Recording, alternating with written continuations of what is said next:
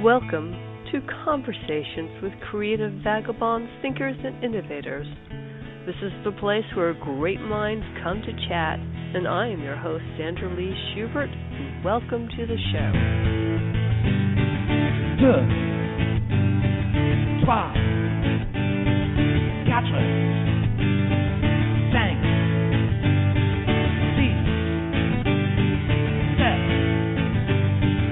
oui.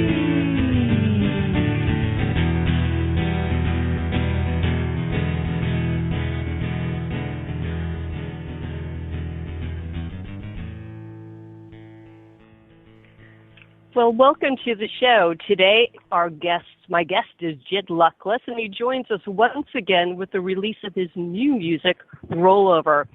This is Jed's latest album of original songs, featuring nearly a dozen new tracks and 34 minutes of music. The album showcases his eclectic mix of songwriting styles with genres ranging from rock to blues and influences from bluegrass to jazz. Today we're going to discuss how Jed takes a song from inspiration into reality, and you can find out more about him at jedluckless.com. Jed, welcome to the show. Hey, hi Sandra. It's great to be here. Thanks for having me back.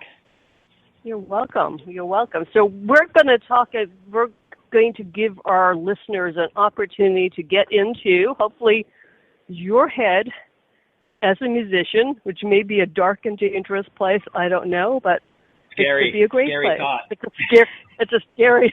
It could be as inside all of our heads could be a dark and dangerous place, and sort of talk about how you get music into music, how it becomes a live, living, breathing kind of thing. And I think it's a wonderful opportunity to sort of have that conversation with you and just sort of really look at these opportunities to, just see how that process happens. Now, we have some cuts from your new CD. We have 4 cuts, hopefully, that we'll get to today. And hopefully Blog Talk Radio will behave and we'll get to actually hear them. And we'll talk a little bit about them. But why don't we start? So, okay, how do you make a song become live? Let's Where does dive it start? right. Where does it all begin? Yeah, I don't know. It's a tough question. I mean, there's really the art and inspiration aspect of it, and then there's the mechanical side of it, right? So 2 separate kind of parts of the process. As far as the artistic side, the best times that I'm creating music or writing or originating music is there's no explanation for it. It's really magical, and those are often my favorite songs and the best songs, in my opinion, that I produce. I really can't explain where they came from. They literally come from outside of myself, in a way that I look back on it and go, wow, I really don't know where that came from. It was either channeled through something else or some energy that came to me that I was able to, channel is a good word. I like that it's about kind of channeling the energies around you. And sometimes they come out in ways that you really can't explain. So that's really, like, as an artist, those are the funnest moments. But obviously that doesn't happen all the time. So a lot of times there is more intent behind it, and the creative process. And maybe I'll start with an idea, or a certain lyrical concept, or a certain musical concept, and start there. So, there's the artistic side, and then there's the mechanical side, which we can get into certainly too, if you think your listeners are interested, about how I actually record the CD and produce it and put it all together, which is, a whole different process, and often very laborious one. So there's kind of those 2 sides to it. Okay, so you let's talk about the sort of the inspiration art side. I know for me as a writer, there are always those moments where maybe I hear a phrase or a word or I see something, and that kind of triggers a piece of poetry or a piece of writing, or it starts me on some some role that I may not have anticipated up until that moment. So I'll relate a conversation you and I had where you were telling me about the Grateful Dead drum space or kind of thing and how that all works. And out of that I created a couple of pieces of poetry. So that seems kind of mundane in a general way. It's like, why would that conversation create a piece of poetry? But it sort of does trigger something. So is that kind of what you're saying when you have those kind of flashes where things kind of roll in there easy?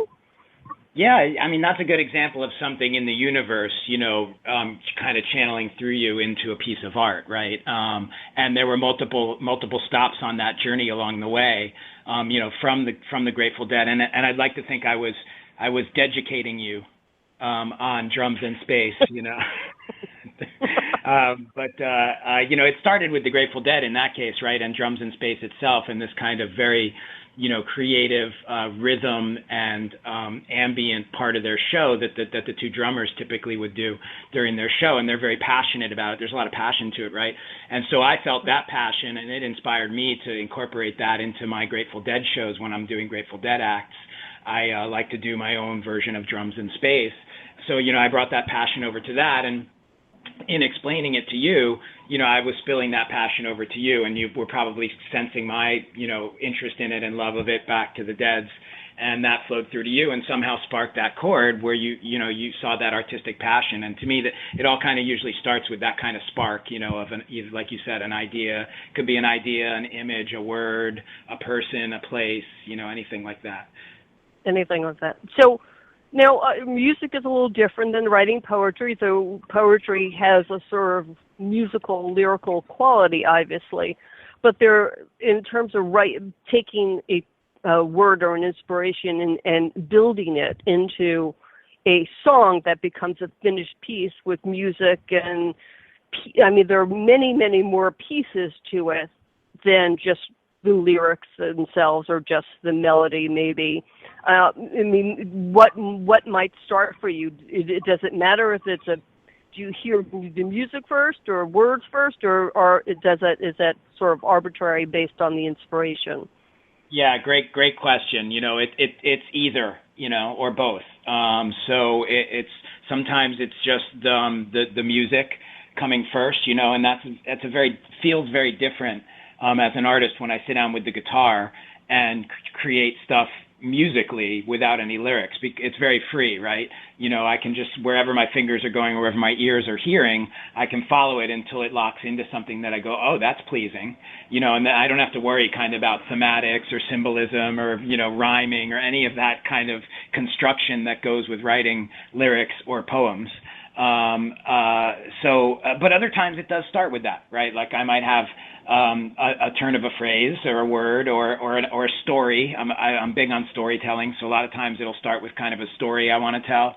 And I actually really do love writing that way as well. And I love the challenge of those constructs of rhyming and things like that. I was always very into Shakespeare's sonnets and things like that, that have very specific rhyming patterns to them and rules to the way they work. So if you look at a lot of my lyrics, they are very structured and they have, very logically thought out patterns and rhymes to them in most cases. That's just the way what I'm drawn to. So I enjoy that process too. But for example, the first song that I had given you off the new CD is called Water Glass, and that purely started with the music.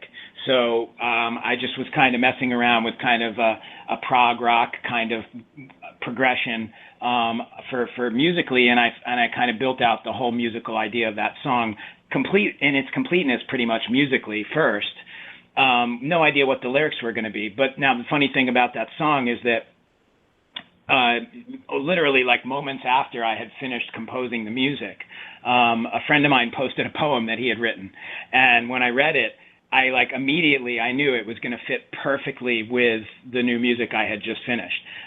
So I took his poem and I borrowed it, as they say, in the trade, and it just locked in so absolutely perfectly with not just the way the song was constructed, but actually the feeling and the kind of theme of the song as well. So, and that came from, a dear friend of mine who in himself is a big inspiration to me. So I don't know if you want to roll the tune maybe now or whatever, but that song is Waterglass. Okay, why don't we do that? We can start that, and let's just keep our fingers crossed that Blog Talk will cooperate with us. And this is 3 minutes and 54 seconds of great music. Hold on.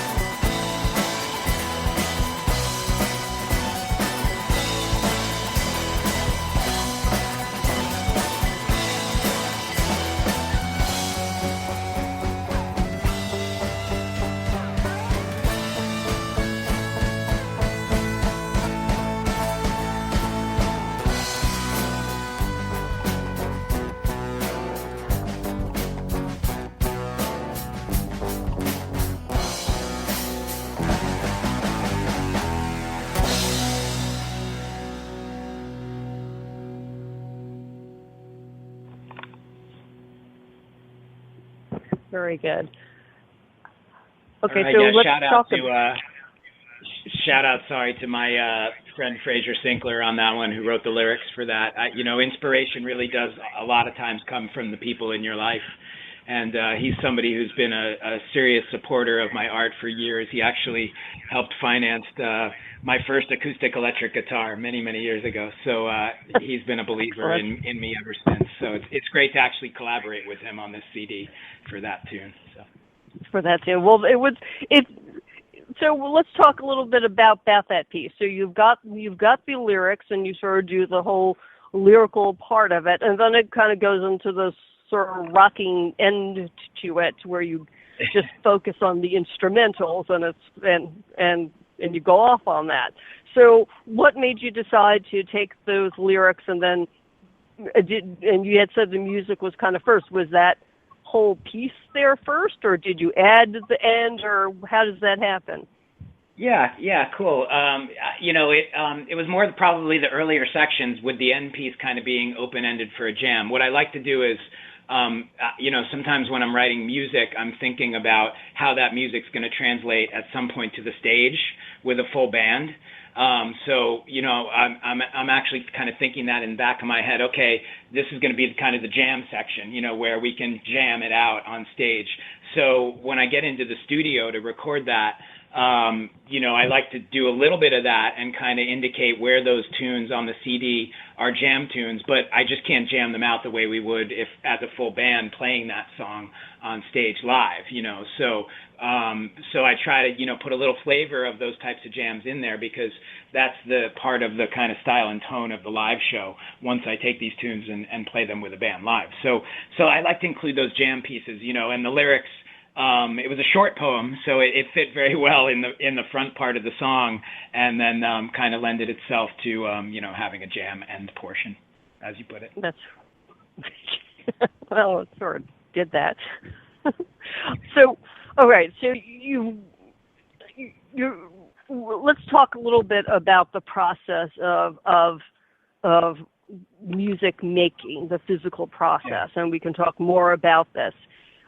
I mean, because I know from having conversations with you that there were a couple of pieces that we talked about that went back and forth from different concepts and added and subtracted and things shifted in those. Like layers happen that aren't obvious.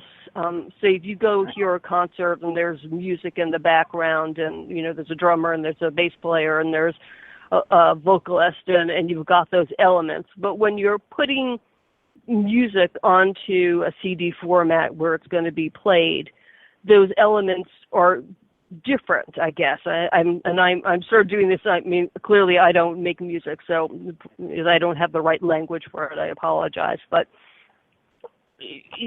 how do you decide how to layer a piece of music, I guess, so that it becomes what it is? Yeah. Well, it's a long process, I'll tell you that. And as you know, because you have an interesting kind of backstage perspective, because I hear you referring to all those times when I would ping you and go, Sandra, help! I don't know what to do about this particular thing on the CD. What should I do?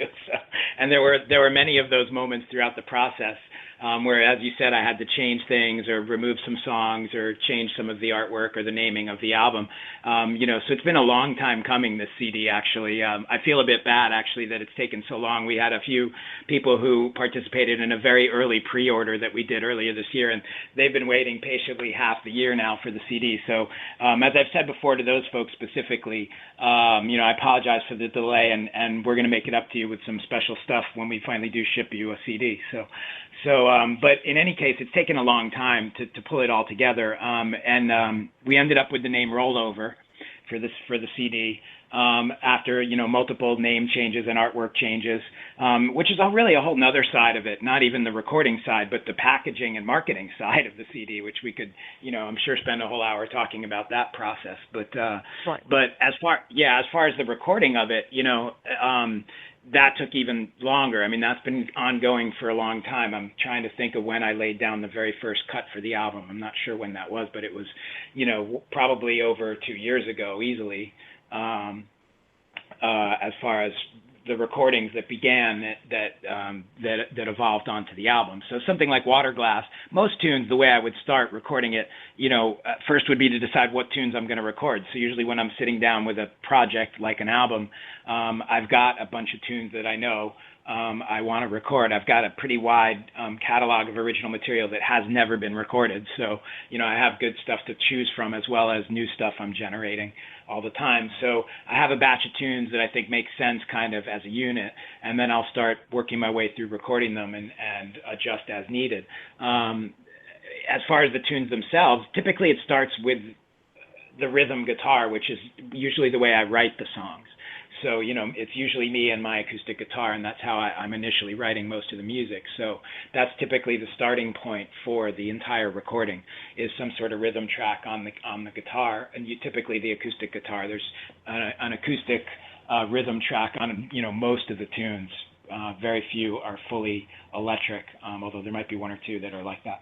But so that's where it starts, with basically with a metronome at that point, and then typically I'll add a couple more rhythm tracks to flesh out the rhythm, and then I'll actually lay down bass tracks for the bass, and then lead guitar, typically go through that process, and vocals as well, each in its own step, one by one, until I've layered the entire song, typically in something like that order. So rhythm tracks, bass, lead guitars, vocals, and those may switch in order depending upon what my mood is at the time. And then the last thing I did was really lay in the drums, because I can't do that in my studio. I have to go to another studio where there are drums to do that. So a lot of the drums I had to, bring the recordings to another place and lay in the drum tracks kind of at the end as the last process. Right. So whenever you hear people say, "Oh, I can create that, I can make that kind of art, or I could write a song like that," they maybe just have no real understanding of what that really is when they sit down and actually do it. The process is really very complicated, and in the end run, I complicate it, though. I complicate it myself because I enjoy complicating it, I think, but you can sit down with just your guitar and a microphone and make a very beautiful song, without doing any track work whatsoever. And plenty of people make music like that and put out CDs, in a simpler mode like that. But I enjoy the track work. I enjoy the recording and the engineering aspect of it. I've always been, fascinated with, engineers like Jimmy Page from Led Zeppelin, and the way he layered the different guitars and the subtleties. And you really, you have to listen to hear some of that stuff. And I'm sure, at least 15 to 20% of the work I did on the tracks is probably lost by the time you get to the end user and listener. But I know it's there, and I had fun doing it. So I'm sure I overcomplicate it. But yeah, at that level, I'm trying to simulate really a very professional methodology in a semi-professional studio and way, Right. Well, as many artists have to do. You work with the tools you have on hand, and hope for the best at the end of the day, I guess. All right. And on that note, the equipment I have this go round on this CD is way better than the last CD. So a lot of the gear has improved, and it's been really fun to work with the stuff I have, and it made the process actually a lot easier. It didn't take me any quicker, but it made it easier along the way. Right. Well, I mean, we part of this. On Facebook I sent you a post from another musician friend of mine who was talking about the challenge of getting the sound right, that he had to go out into his car and listen through different speakers and listen through just to sort of get an idea of what the sound is like on different venues, and I can't remember the speakers. He said that wished everybody listened through a type of speaker and the world would be fine. Yeah. But that process is complicated when you have something in your head, in the sound in your head, but it may not maybe necessarily sound the same in different venues or technologies or whatnot. I know. I could totally relate to that. It was so funny, that post, and it made me laugh because I've done that, exact process, exactly down to the same exact thing he was saying, like listening to it in your car, sitting in your garage in your car, listening to it listening to it on your iPod headphones, any source you have to see the differences. And in a way, it kind of drives you mad because, none of them are perfect, so you can always find a flaw in one of the ways you're listening to it. And as the artist, you can always find a flaw in it anyway, no matter what you're doing with it. So that makes it hard too to be objective. After a while, it's very hard to either hear the flaws at all or you hear everything as a flaw, because you've lost all point of reference by the time you've listened to it 100 times in 100 ways. You sort of go he was talking about the mastering process too, which is a whole other part of the process, where you take those tracks and then you're mixing them down and mastering them, and just so there's so many elements to it. The recording takes a ton of energy and time to lay down those actual tracks, play the instruments, do guitar solos over and over and over 20, 30 times until you get one that works, that you like, at 3 a.m. in the studio. But then once that's done, if you're doing everything yourself, then you still have to sit down and mix all that and get the right levels between all those tracks, and then master it through things like equalization or normalization to get the best possible recording that you can, and so typically on some songs that could be very hard, and you go back and forth and remix and remaster and listen to it over. And I went in several cycles on some of the tunes on the album where it was very difficult. Then on other tunes, like the next tune I gave you, which is called Brother Love, was one of the earlier tunes I recorded for the album. I think it might have been the second tune I did track work on for this album, which was a while back. And mixed it once and mastered it, and that was it. I never went back to it actually again, because I just thought it sounded so good to me that I didn't want to mess with it at all. You want to leave it as is, but you may have had other inspiration while you were recording this. I don't know. Why don't we listen to that? Was that an allusion to the theme of the song? I don't know. Well, I'll say something about that since we're talking about inspiration and where these songs come from, because when you hear this song, it's called Brother Love, and when you hear this song, you might think it's a song inspired by weed, right? Marijuana smoking and pot smoking, which I guess, in part it kind of is, but it's really much deeper than that. It's actually based on a guy called Brother Love, and he actually spelled it L-O-U-V, but I changed it because that, nobody would kind of know what that meant. But Brother Love, who was the leader of the Ethiopian Zion Coptic Church in the 70s, and part of the religion he preached was their freedom to use marijuana as part of their sacrament.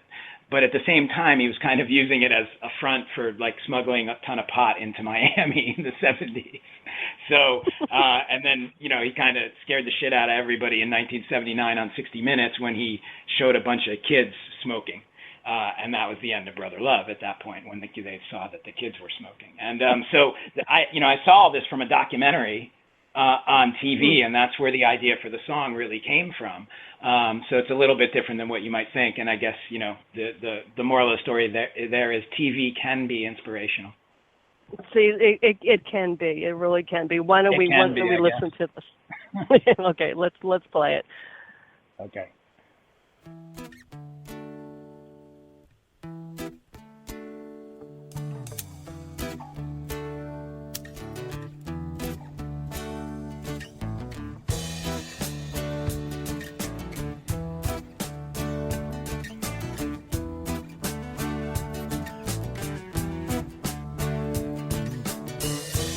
God made ganja to be free. God made ganja for you and me. It is our sacrament. It is our need. My only question is, why ain't you smoking weed? Brother love, keep on preaching. Brother love, keep on teaching. Brother love, keep on reaching. Brother love, keep on preaching. God made Mary Jane on the 7th day. God made Mary Jane, hear what I say. It is our testament, it is our joy. Roll it up and smoke it with the girls and boys. Brother love, I keep on preaching.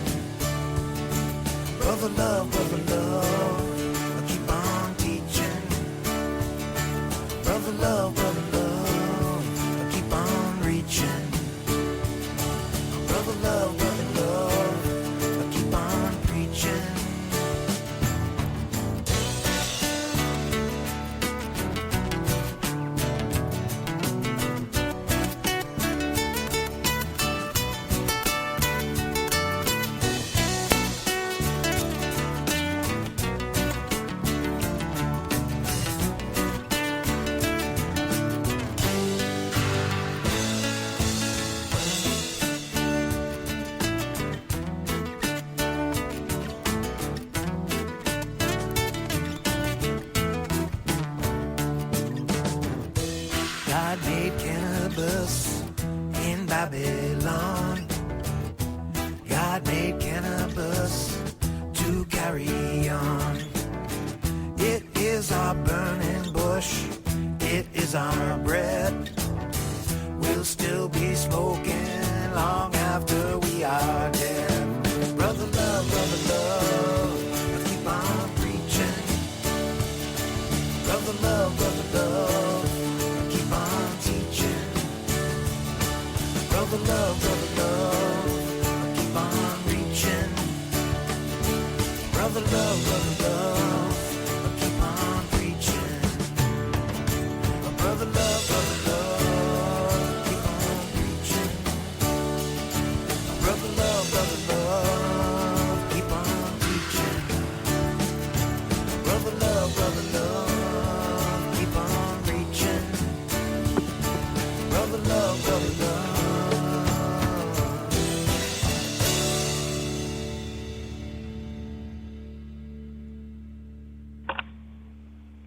Very good. Well, I think, based on the conversation we had just before we played that song, I think one of the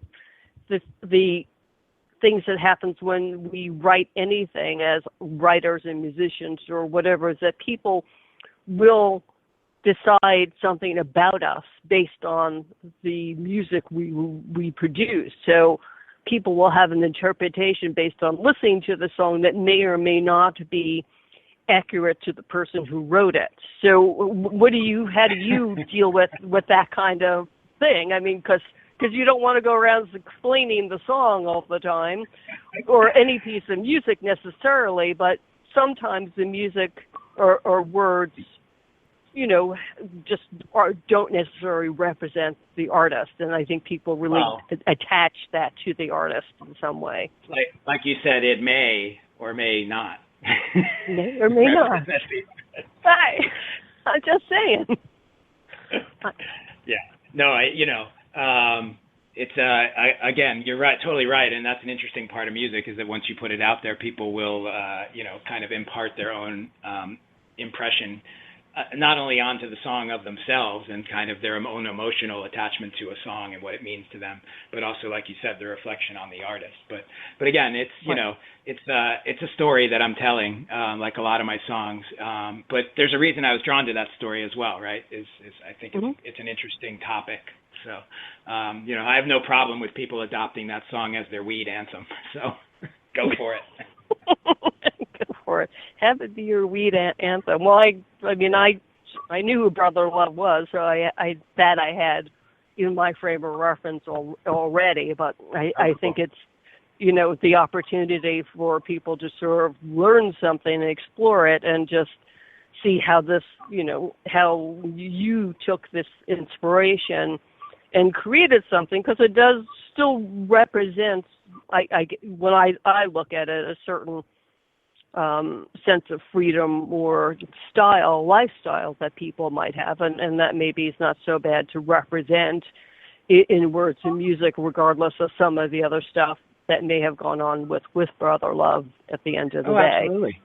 Yeah, and you're obviously familiar with the story, and it's a fascinating story, which is why it spoke to me, and I wanted to capture it in music, like you said. But there's a definite message there, and it's a message that resonates today, right? About freedom and freedom to live your life the way you want, and to do the things you want to do if you're not really hurting anybody or doing anything, that's terrible. And so there is a message at the heart of it that I liked as well, which obviously I'm trying to put out there. Right, and in part, and then people can take from it what they will, and if they want to have it as their anthem, well, that's an excellent anthem. I think it does have, and you do keep with the sort of the beat and the whatnot, keeps with the theme somewhat, so you kind of covered all that. It's catchy, Jed, as they say. Well, and I changed the name again because the way he really spelled it kind of didn't make sense, L-O-U-V. But when you do change it to L-O-V-E, it takes on kind of a whole nother message, right, of brother love, and kind of love your brother, and kind of, which people who know me know is also a message I'm embracing, right? So love everybody, love your brother. Love your brother, love everybody. Well, that's another song. why don't we go to your next song, so that, because I know we've got the other cut, which is the title cut, to go over, and I know that's a longer piece. I think it's a longer piece. They're both kind of no, short. No, it's not a longer piece. Yeah. They're both kind of short. One thing about recording the album is that you tend to keep the songs short. At least I do, because again, it's a lot of work to get through one song, or to be able to play a track all the way through. So as much as I'm a person that, when I listen to music, loves long tracks, from the kind of early prog rock bands that were doing long storytelling type tracks or albums, to the jam bands of today, I shouldn't say of today, because the Grateful Dead as well, but who do long jams, 20-minute jams. I love that kind of stuff. But when you're recording an album like this, the songs tend to be shorter. So even the jam, quote unquote jam songs, like Water Glass, like we had up front, that was like 3 minutes and 40 seconds or something. So they're all pretty short. But the next one coming up is interesting, and I thought it'd be interesting to bring on the show, because it does relate back to the theme song for your show, which is also on my new album. But I thought, since you have it as your theme music, it would be more interesting to bring some other cuts from the album. So that's why I didn't include Doigté, which is, for those of you that don't know, Sandra adopted it as the introduction music to her show at that top of the show. So and the end, and the closing, and the end as well.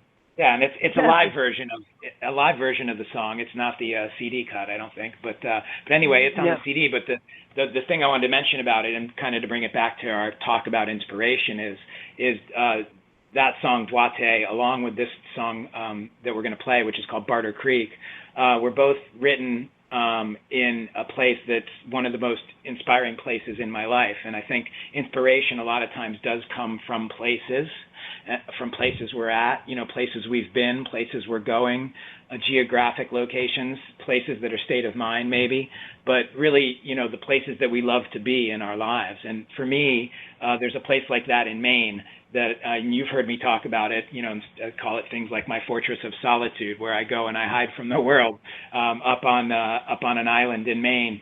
And it's peaceful, it's quiet, it's full of inspiration, and I've written a lot of music there, including Doigté, and including Barter Creek, this next tune.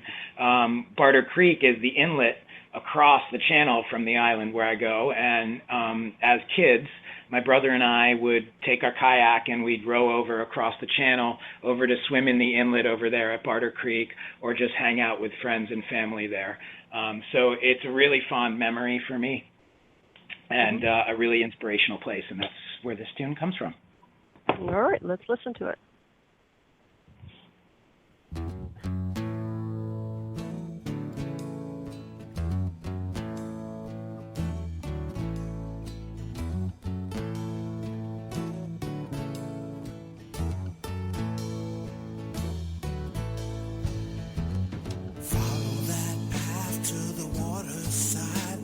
Discover what you seek.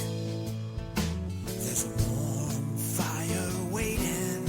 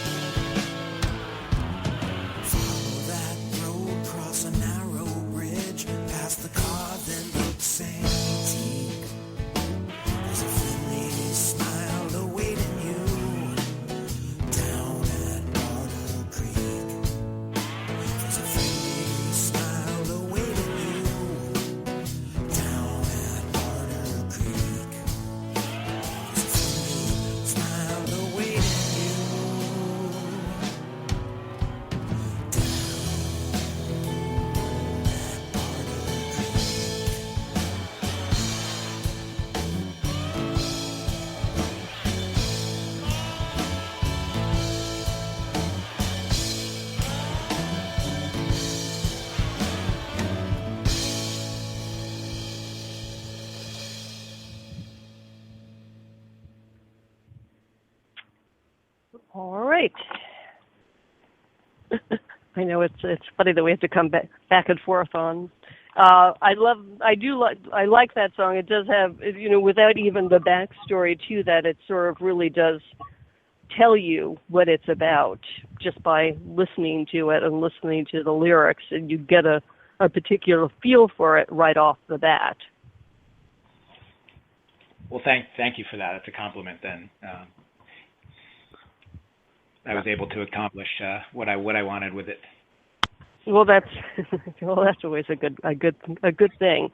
So, yeah. And that's to go back to where we started the conversation. That's kind of one of those tunes that I kind of knew where it was going from the start, right? Lyrics and music together at the same time, just kind of give it that feeling. That's probably why it's so kind of on the nose, if you will. Right. So you're taking from a past memory or a past experience and able to craft that into something that then is relatable to other people in whatever ways, whether it's, they're thinking of their childhood or they're thinking of some other experience.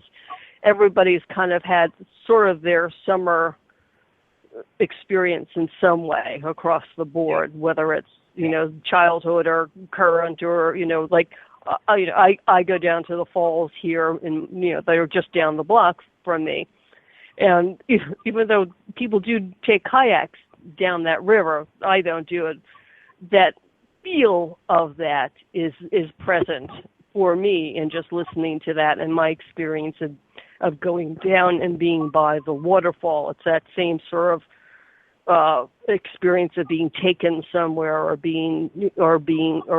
traveling through something that sort of comes through in the piece.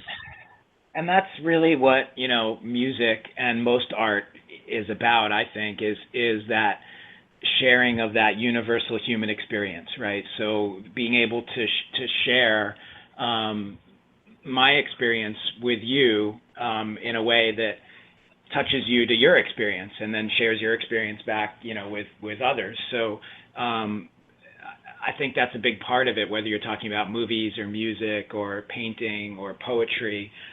It's about seeing yourself in the art because that shows us who we are as human beings, and it connects us to other human beings, because ultimately it's a big, crazy universe, and it's scary to think you're alone. So it feels very good to connect to other people through art by connecting those universal human experiences that make us all the same. Right. And I think, going back to sort of the brother love piece, some elements don't have to be necessarily relatable as an action, but they can be relatable as an experience or an understanding or a community. And that's sort of that element of what makes music and art so wonderful, is that happens, that you can, regardless of you personally as the artist creating the piece of art, may not have a direct knowledge of something, you can still relate to that experience and translate it into another realm where somebody else can continue to have that experience, and it sort of moves on, which I think is kind of an interesting process. Oh, yeah. Absolutely. Yeah. And that's a whole nother offshoot of, as far as, social commentary in songs, which is a different kind of thing. And I don't do a ton of it, but, Brother Love might be the closest I get as far as, trying to make those kinds of statements about our political world or the structures around us, So I typically I'm a little more introspective with most of the stuff I do. But Right. Okay. We have a final piece before the end of the show. We've got about 14 minutes to go. Why don't we listen to the final piece and talk about that? And this is the title track. And then we can sort of finish up with just some more information about the recording process and, tell and let everybody know what you're up to in the world also. What else you're up to in the world. Sounds All great. right. Sounds great. This It tune, sounds, yeah, I'll just cue it up. I'll just intro it. It's the title track. yeah. It's called Rollover. It's really a blues tune, just a simple blues tune, and it's just kind of meant to be a fun ditty. Sometimes, you've been to many of my shows, Sandra. Sometimes I just like to have fun and not overthink songs a lot. This one's pretty straightforward, although the interesting thing about it is that it kind of started out being inspired about riding bicycles, because I was renting a lot of bikes over the summer and riding. So that concept of rollover and renting the bike, and you only get the bike for an hour or for a day, you got to bring it back on time and things like that. But then somehow, I'm not sure how, it kind of took on this kind of double entendre, and it became about something a little bit different, as far as something you might rent for a certain period of time, and why you might roll over in a different context. So it became this kind of just fun, weird bluesy song. So, and really, there's no significance to it being the title track, other than the fact that, as I said, I went through a lot of different titles on the album, and finally, after all of them, this was the one that really stuck. And the cover, incidentally, of the CD is of a building that I would ride my bike by every time I rode my bike. So I thought it made sense to go with that. So yeah, let's have a listen. Great. Thanks.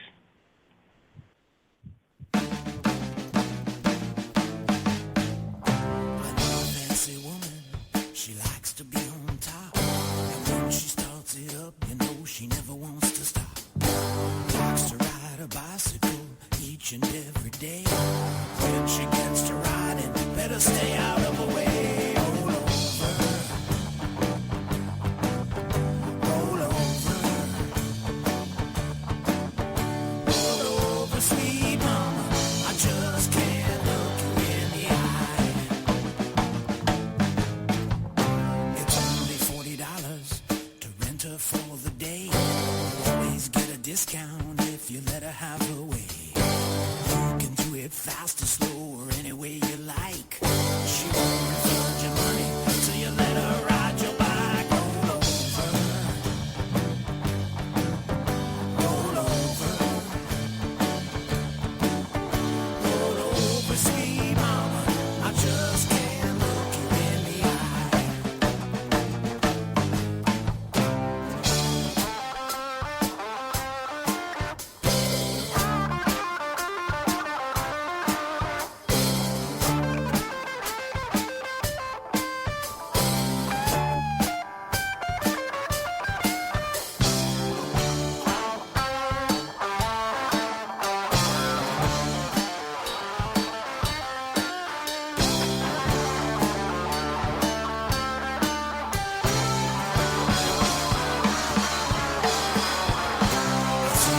Sunday, and yet I don't know why. 'Cause Monday through Saturday she sees every other guy. Everyone comes running when she rings that little bell. I let her ride my bicycle until it hurts like hell. Roll over, roll over, roll over, sweet mama. I just can't look you in the eye. Roll over, sweet mama. I just can't look you in the eye. Roll over, sweet mama. I just can't look you in the eye.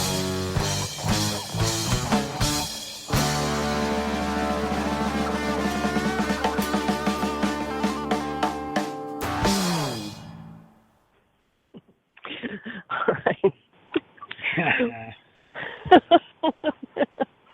Well, I'm at a loss for words with that one. I just. All right. Well, then let me jump in, because I did want to give a shout out on that one, a little special help from my friends shout out on this song to my buddy Norman Wilson, who I think through social channels. But he drove he took a bus. He didn't even drive. He took a bus practically overnight up from Virginia Beach to lay down the bass track on that song with me. So we had a good time doing it, and it was one of the really special moments of making the album. He's a longtime friend and helps me. He's a producer for me and produces a lot of stuff with me, video and audio. So it was great to have him come up and actually play some music on the album. And while I'm on the topic of help from my friends, I wanted to thank you, Sandra, as well, because we've talked a lot about inspiration for this hour, but you've been an inspiration to me as well. So I wanted to thank you for that, because having me back on the show, having me on the show the first time, always interested in talking to me about creative process and art, and just really helping to keep that keep the muse entertained, if you will. I've really enjoyed having that capability with you as a friend. So thank you for that inspiration. Well, thank you. I appreciate it. I think, I know for me, there is a language that happens when you're an artist and writer that sometimes people who don't write or create sometimes just don't understand. And it really does. It's really helpful to have that community around you where people sort of understand what you're talking about, especially when you're in the creative process and stuck on something or can't get past something, or it really does help. And it's been, yeah. I know for me, just in terms of my creativity, getting back into music, which is something that I had let go of for whatever reason, I don't know, has been really helpful in inspiring me to get back into writing and creating and playing around with music lyrics, which I've, not done much with at all, but it's fun to be in it and try it. And I think, part of what I wanted and hoped for in bringing you on is giving people an opportunity to sort of have an idea of that process. And that, sometimes that process is painful. Sometimes it is laborious and difficult, and you have to lay down a million tracks, and you have to write a song lyric a million times because it's not fitting. But, the end result is worth it. It is like birthing a baby in some ways. I can't say I have had that experience, but you get to create something. See there, we're good. We're good that way. But it's helpful to be able to share that with people, that people who are out there wanting to create and feel fear around it, or feel anxiety because they're not getting past something, to know that, yeah, you can do it. It happens, and it may be a pain in the ass to do it, but there's this end result. Yeah, definitely. It's great to have people to provide feedback, is a huge benefit, as you said. So, because as you go through that process, especially with recording music or things that are intensive in that way, like video and things like that, you really lose objectivity after a while. So it's really helpful to have a community of, friends and peers that you can show your work to and get feedback on before widening that view of it to everybody. So I appreciate that, having that outlet with you and your show to get feedback and get that, and everybody else who helped with the making of the CD. Like I said, it took a long time. It's now all done. All the recording, mixing, and mastering is completely done. It's just, as you've heard, 4 of the tracks, but they're all done. It's waiting to go into production at this point. We keep hitting a few delays.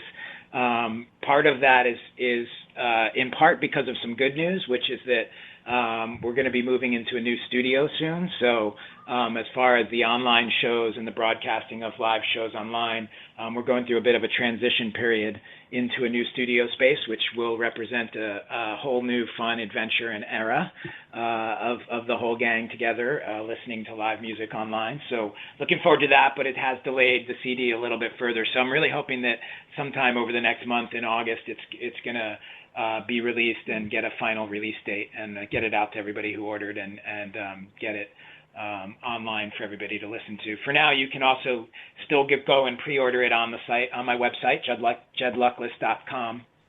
There's a pre-order open, so if you want to pre-order it, we'll make sure you get some goodies. If you do, some extra goodies with the CD when it's finally done. Very good. So we've got just about 4 minutes to finish up. So why don't you talk a little bit about about doing your live shows, your Ustream shows, or all that kind of stuff, and some of the ways that you take your music just from the CD but out into the world, and how that differs maybe just a little bit from just recording music. Sure. I alluded to it early on with Waterglass that, my intention is always to take the songs live. And a lot of the songs, all the songs on the album, I played live many times during my last two tours I did online solo, which was my 300 tour and then my Rollover tour, which featured really all music from the Rollover album. So most of the fans have heard the tunes and heard them live, and I've played them a lot. It's also helpful to play them live before going in to record them, because it helps you be ready for the recording rather than being cold on the song. So you give it some form before you go in and start laying it down. We did that with JLB also, with the band, with Jed Luckless Band, which is the last CD I've worked on. Before this was the JLB CD, Roll the Tape. And that, we also had played a lot of the songs live before we recorded them, and that helped a lot. JLB, incidentally, is gone for now, but not forgotten, for those of you waiting for the return of the Jed Luckless Band. Once we get settled in the new studio, we'll see what's going to happen. We're going to have the ability to do more of the online shows. And then, JLB or some form of it will probably be revived, and we'll get back in action. I sure miss jamming with those guys and playing with the live full band. Online and around town here. And what's the Ustream link? Is that Jed Luckless TV? Absolutely. So you can get to it a couple ways. JedLuckless.tv. Yep, that'll take you right to the Ustream link. It's also available through JedLuckless.com now under video. You can get the live video stream right through our website. So, either way, there's no chat over there though right now. So you're better off going where there's chat, because we do. Sandra's usually there, so you can go chat with Sandra at my next show on Ustream. And for those of you who don't know what we're talking about, the shows I do, solo shows, I stream online typically from my studio and perform in Second Life, which is a virtual online world where I perform virtually, and at the same time, typically I stream the audio and the video over Ustream at jedluckless.tv. So best way to keep in touch really is through Facebook. If you want to Facebook me, Jed Luckless, on Facebook, you'll have my schedule, see when the next show is, and you can join us online at a show. We'd love to have you. And also, you're doing some live performances upcoming? This weekend, actually, I'm glad you mentioned that. This weekend, for anybody in the Barryville, New York, Delaware Water Gap area, any of you listeners out there, we are doing the Rock and River Festival, which is really in part a Jerry Garcia birthday celebration. It's down in Barryville, New York, at a place called the Carriage House. I'm playing with a band called Star 69 that I play with from time to time. It's a full Grateful Dead tribute act. We're doing 2 sets of Grateful Dead. There are lots of other bands. It's completely free. It's at the Carriage House in Barryville, New York. Look it up or come on down August 1st, Saturday. Excellent. So I've been talking to Jed Luckless about taking his music from inspiration to reality, and we played cuts from his new CD called Rollover, and you can find out more about him at jedluckless.com. And Jed, thank you very much for being on the show with me again and sharing your music and your creative process. Thank you so much, Sandra. It's been great to be on the show. Thanks. Thank you.